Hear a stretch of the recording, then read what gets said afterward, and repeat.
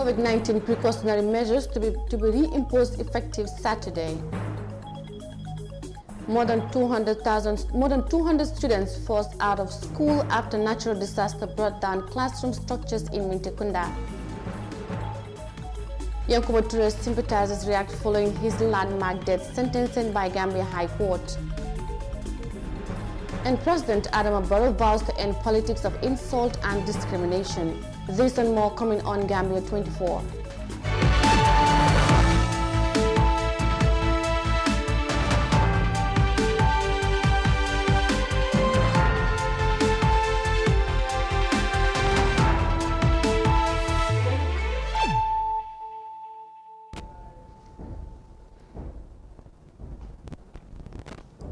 Good evening, you're watching Gambia 24 News Bulletin with me, Mariama Cham, and thanks for joining us. As the Gambia enters the third wave of the coronavirus pandemic, the government is imposing COVID-19 measures of wearing face masks and social distancing effective Saturday, 17th July 2021. In a press release, the government spokesperson Ibrahim Sankare says the enforcement is as a result of the high number of cases being recorded in recent days. The dispatch warns that people should wear face masks at all times in public places, including any road, highway or premises that the public is permitted to access.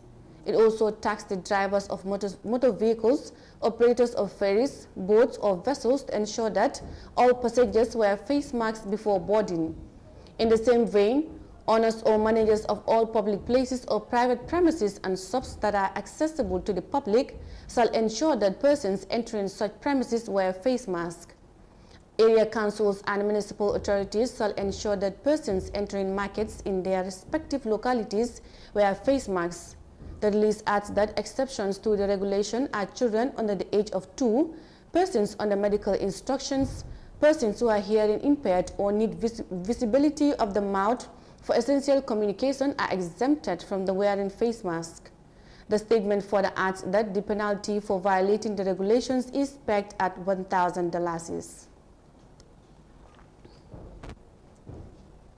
Now, still on the news on Gambia 24, more than 200 students have been forced out of school after a natural disaster brought down the classroom structures of Mintekunda Lower Basic School.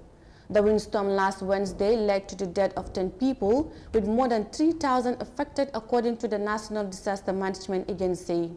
The destruction of this school in the Upper River region came at a period when the Gambia was striving to expand educational centers across the country. iAfrica TV turned the microphone to these school-going children who expressed their impatience with the situation. Details of that in this report. Famundaga is a 13-year-old boy preparing ahead of his final academic examination to earn him a place in the 5th grade.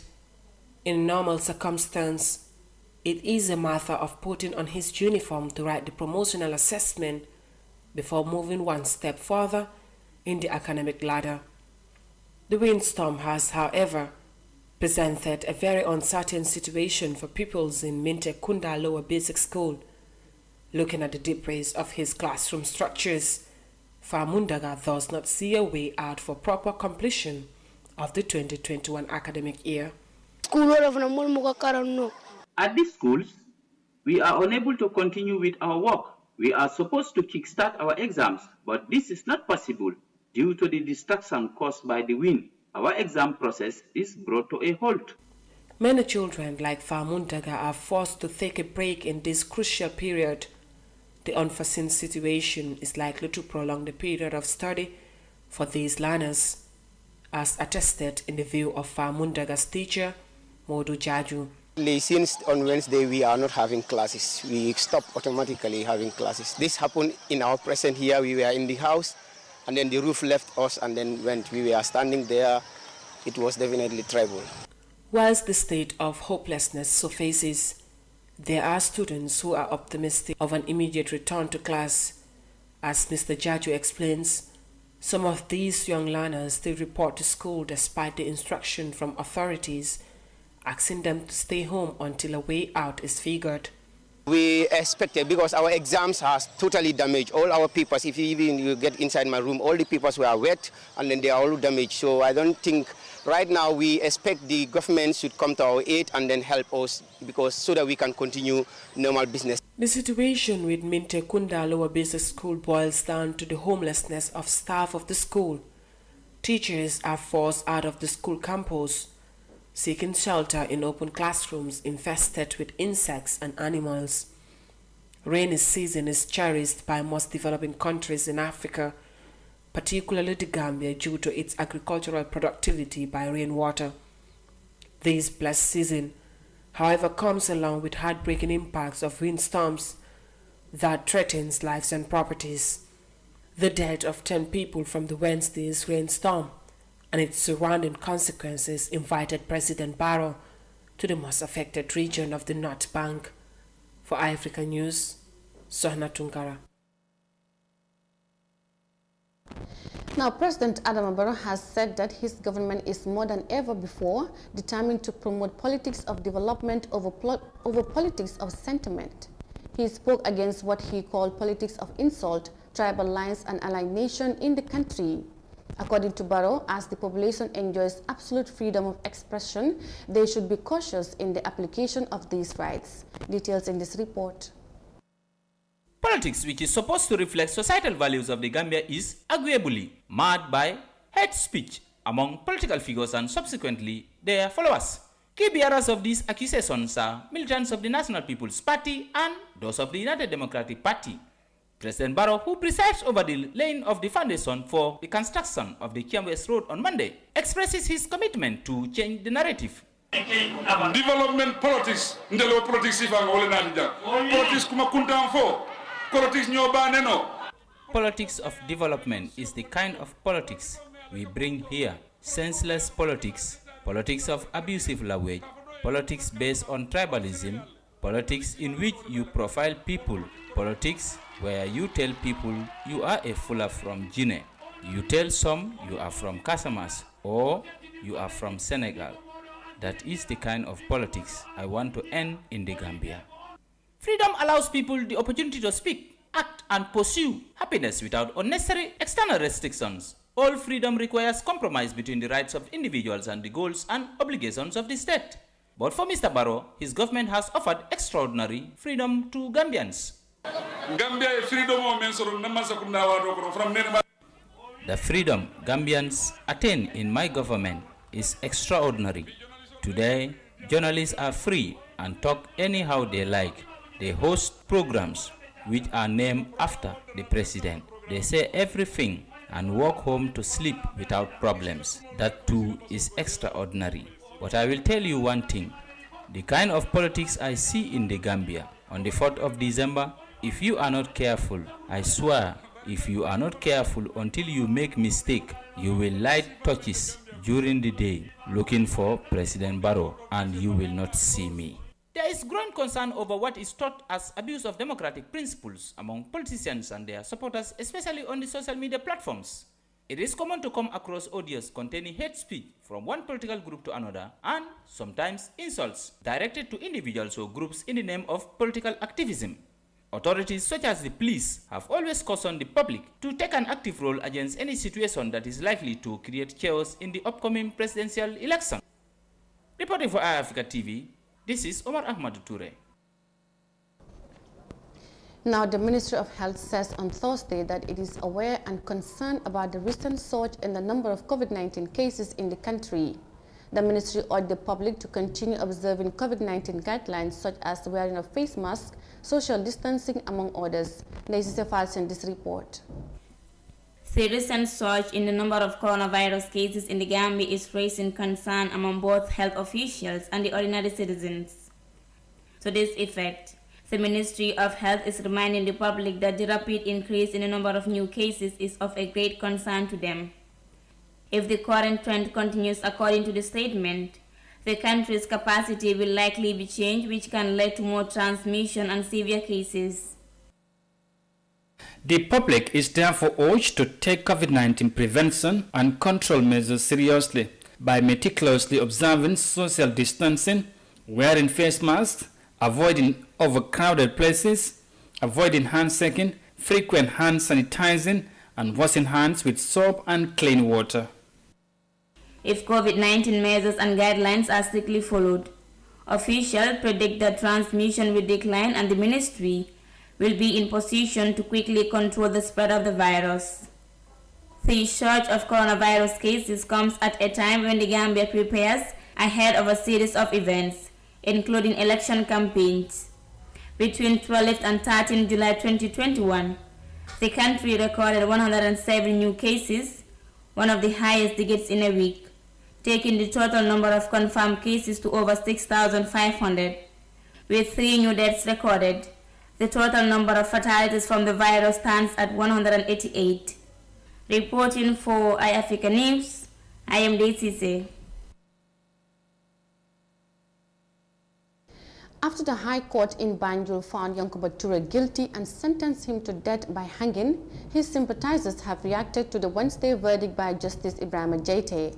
While some of them expressed disappointment with the nature of the trial, one of Touray's longtime friends blamed President Barrow for influencing the case by commenting on it before the judgment day. Kadiju Seka files in this report. An unexpected pronouncement hits the atmosphere as Justice Ibrahim Jaite passed the verdict in the much-awaited murder trial of Yankuba Touray, an ex-army captain and a former junta member of AFPRC.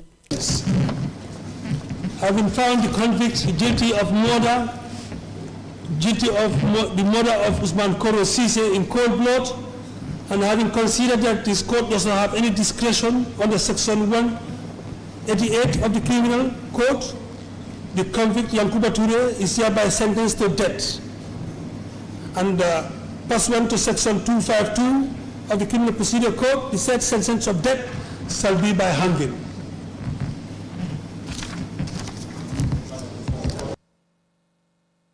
Exhibits from Esa Mendi, Pahabib Mbai, and Alaji Kanyi all corroborated that Yankuba had a hand in Koro Sise's death, according to Justice Jaite. The body of late Koro Sise was charred according to witnesses, and Touray has been accused of tampering with evidence to save his neck from persecution. The law knows that there are instances and circumstances where an accused person takes measures to destroy the body in order to avoid prosecution or conviction if prosecuted. Accordingly, there is evidence that a human being was killed by another human being. The latter can be convicted when the body of the former is not found. The important consideration is whether there is nexus between the accused and the killing of the victim, to the extent that the court comes to the conclusion that it is the accused who killed the deceased. The judge said Yankuba Touray's defense failed to present a tangible alibi as where he was when the said murder took place and refused to cooperate with the police investigation by relying on the constitutional immunity. The accused person refused to speak to the police and simply invoked constitutional immunity. That never was. I have looked at Exhibit A, the cautionary statement of the accused person, and made no mention of his whereabouts on the night in question or thereabout when the offense was committed. Justice Jaite said Yankuba Touray has conspired with Alaji Kanyi, the two Singate brothers, Edward and Peter, Tumbul Tamba, BK Jata, and Pa Aliu Gomez in the murder of Usman Koro Sise. In June 2019, the defense entered a no-case submission, but this was dismissed, and on November 2, 2020, the High Court rejected the immunity clause that Yankuba Touray was clinging on and referred it to the Supreme Court for ruling. On 27 January 2021, the Supreme Court ruled that Yankuba Touray was not entitled to constitutional immunity of the alleged murder of Usman Koro Sise and directed the High Court to proceed with the alleged murder trial. As the defense for Yankuba Touray said they will be appealing for the verdict, many have described Justice Jaite's ruling as a landmark judgment towards delivering justice for the victims of 22 years of dictatorship. Jammeh's victims, whose hope for justice is hanging by a thread as the fate of TRRC remains unknown, welcome the verdict and hope that Barrow-led administration will implement the recommendations of the Truth Commission. Fatoumata Jaju for iAfrica TV News.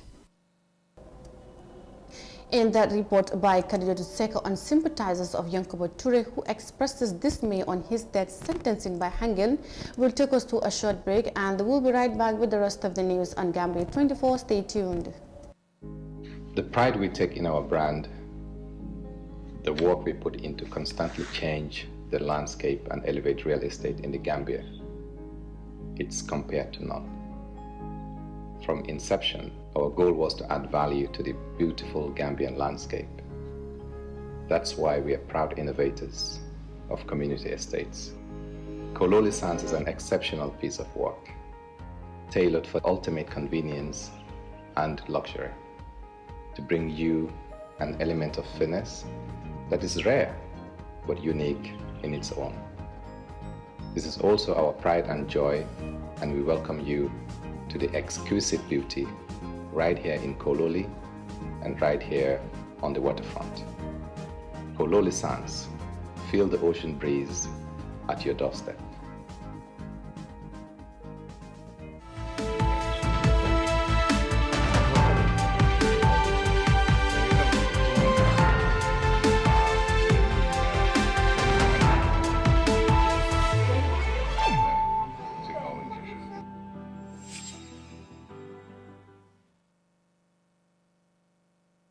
Welcome back, and you're still watching Gambia 24 News.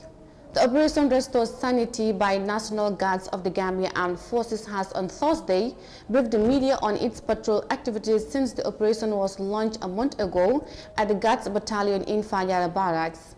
During their operations, 12 cases have been reported to different police stations, ranging from stealing, armed robbery, bribery, among other related crimes. Details of that in this report. Few months ago, the country was grappling with many crimes and criminal activities ranging from murder and armed robbery to rape and other dubious acts. In that regard, the Gambia National Guard launched an operation called Restore Sanity to complement the efforts of the Gambia Police Force's Operation Zero Crime Initiative, all geared towards reducing the criminal activities in the country. The Operation Restore Sanity clocks 1 month since it was launched in June. Lieutenant Colonel Ahmad B. Bojang, the Operation Restore Sanity Task Force commander, explains some of the activities and types of arrests conducted during their patrols. We've also reacted to a series of incidences ranging from attempted robbery, public nuisance, and stealing. All those incidents, we've reacted to 23 of those. Late night calls, our patrol teams will react to those incidences. And so far, so good. The number of arrests, the stealing cases, who were later handed over to the police are 3. The public disorder, nuisance, for instance, fighting, 4 cases that we have handed over to the police. Drug-related matters, those who have direct connection to the issues that we have, because it's evidence-based. So those who are directly related to the drug-related matters are 3 who we have handed over to the Drug Law Enforcement Agency. And of course, illegal trafficking of timber, 1, and of course, attempted bribery, 1. Lieutenant Colonel Bojang also explains the mode of operations of the task force, which affects some of the arrests conducted. The mission and task force was assigned of the task force includes to conduct patrols within Banjul Municipality, Kanifing Municipality, and the West Coast region as part of the first phase of the operation. We'll also establish vehicle checkpoints to search people and persons of interest. We are also to defend hotspot areas that are known to us and reported by the civil authorities. We should also liaise with the Gambian National Army and the Gambian Navy for possible arrest of offenders. We are to liaise with the commander of Operation Zero Crime for coordination. The first phase of the Operation Restore Sanity Task Force has conducted 23 arrests, ranging from drug trafficking and armed robbery to stealing and creating public disorder, among other criminal activities. As the operation is geared towards restoring peace and order for 3 months on the first phase, the task force commander says the prolonged operation depends on either the increase or decrease of crime rates in the country. The task force is also calling for the cooperation of the public to report any dubious acts that threatens the peace of the country, saying it will further make their work easier. Reporting for iAfrica News, I am Mariama Cham. Now, 40 officers of the Gambia Police Force have graduated on Thursday at the Police Intervention Unit ground in Kanifing, following a 3-week intensive training on public order management by the German Police Support Team in the Gambia. The new team, called the Special Intervention Unit, is the first of its kind in the history of the Gambia Police Force. Mr. Jallo was at the graduation ceremony and now reports. At the COVID-19 pandemic, the German government continues supporting the Gambian police force. With December 4th presidential election fast approaching, a unit comprising of 40 individuals were trained on public order management. The Special Intervention Unit is a new implementation platoon at the Police Intervention Unit, and these officers are brought together to manage violent protests and riots and also arrest violent protesters under the confinement of the human rights law. The SIU training covered the areas of basic formation on tactical hand signs, movement of team as a single unit or part of a platoon, self-defense, batting techniques, arrest and handcuff skills, usage of different tactics depending on the behavior of the crowd, usage of personal protection equipment, among other valuable tactics. The lead trainer, Stefan Hartz, said the German police support team in the Gambia will equip these officers to ensure they execute their job efficiently and effectively.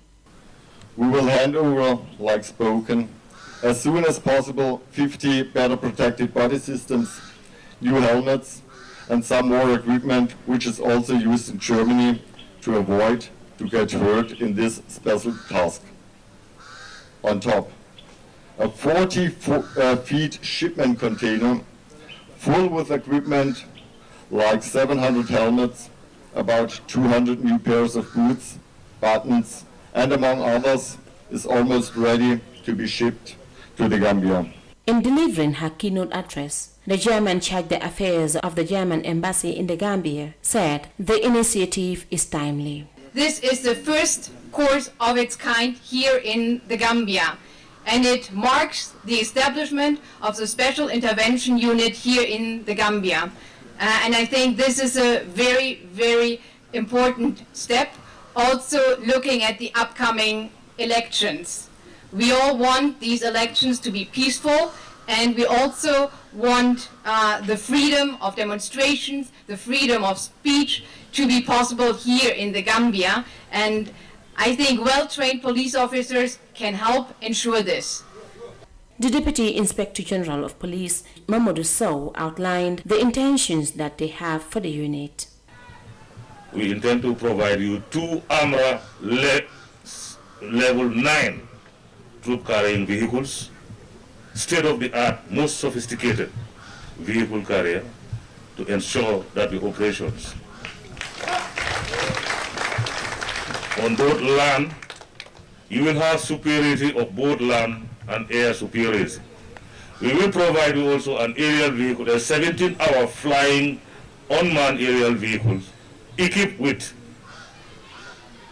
the state-of-the-art latest technology.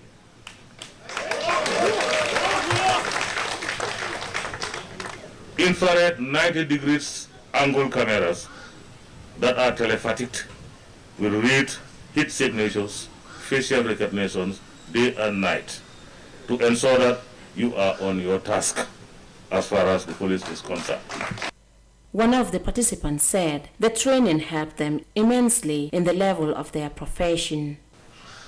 Since the beginning of this magnificent training undertaken by the German police support team, our level of professionalism has increased, especially in the areas of POM, as public order management, such as the basic formation on tactical hand signs, movement of teams in single, double column, and platoon formation. The German police support team in the Gambia reaffirmed its commitment to support the Gambia police force. The course that took 6 weeks to complete in Germany was conducted by the Special Intervention Unit in the Gambia within 3 weeks. The participants demonstrated some of the skills that were taught during the 3 weeks course. The officers were also awarded with certificates of completion. For iAfrica News, Binta Jallo. Now, the government of the Gambia has on Wednesday signed a joint cooperation agreement with the government of Sierra Leone to boost economic ties. The cooperation agreement is signed by Gambia's Foreign Minister Mamadou Tangara and Sierra Leonean Minister for International Affairs David Pandernode. The initiative is expected to capture various areas including economic development, financial services, security, among other host of others. Details of that in this report. The relationship between the Gambia and Sierra Leone started way back during colonial era as the two countries were administered by the British. In order to further strengthen the already cordial relations, the two countries have agreed on a joint cooperation agreement signed on Wednesday. According to Sierra Leone's Minister of Internal Affairs, David Pandernode, the cooperation has been signed on various reasons, including exclusion of residential permits between the two countries. We've signed that joint communication, which will involve various things, cooperation on various things, economy, the finance, financial services, security, defense, agriculture, trade, and various other host of other things inclusive of that. And so we're looking forward to this. Already we've had like 2 MOUs, one looking at residential permits for both people in the Gambia and Sierra Leone to do away with that. So we're looking at that. We haven't signed that. We're going to discuss it with our various leaders. And then also another one on trade, an MOU that was being signed in 2006 but never been implemented. And so we're looking to see what we can do with that. Mr. Noah said although the ties between the countries was there but has not been signed, as a result, there is need to put it under signature to make it stronger than before. And we are here because of a discussion between the two presidents, the president of the Gambia and the president of Sierra Leone, where they discussed our relationships. We have had a long-standing relationship with the Gambia since colonial times. We have had friendships, we've had business transactions between our two peoples, but we have never cemented it. We've never put it to precipitate something that should come out of it, make it stronger. And so His Excellency the President of Gambia, Adama Barrow, and His Excellency the President of Sierra Leone, Julius Madabio, thought it fit that we should find a way of creating something out of this relationship. The High Commissioner of the Gambia to Sierra Leone, Aluke Jame, described the move as a momentous, echoing the benefits that both countries could gain together. This is a momentous occasion because for the first time in the history and in the relationship and the ties that these two countries have, which is very historic and very rich, but the visit today has concretized that in a way which is the first of its kind. The anticipated MOU is aimed at the cancellation of residential payment of permits between the two countries. Once the agreement is fruitful, Gambians living in Sierra Leone and Sierra Leoneans living in the Gambia will be exempted from the payment of residential permits. According to Honorable Jammeh, the Immigration Department of the two nations will look for possibilities to foster the signing of the proposed agreement as soon as possible. For African News, Sahna Tunkara. In that joint cooperation agreement signed by the Gambian and Sierra Leonean government to boost economic ties brings us to the end of Gambia 24 News. I am your presenter, Mariama Cham. Thanks for your company and do have a good night.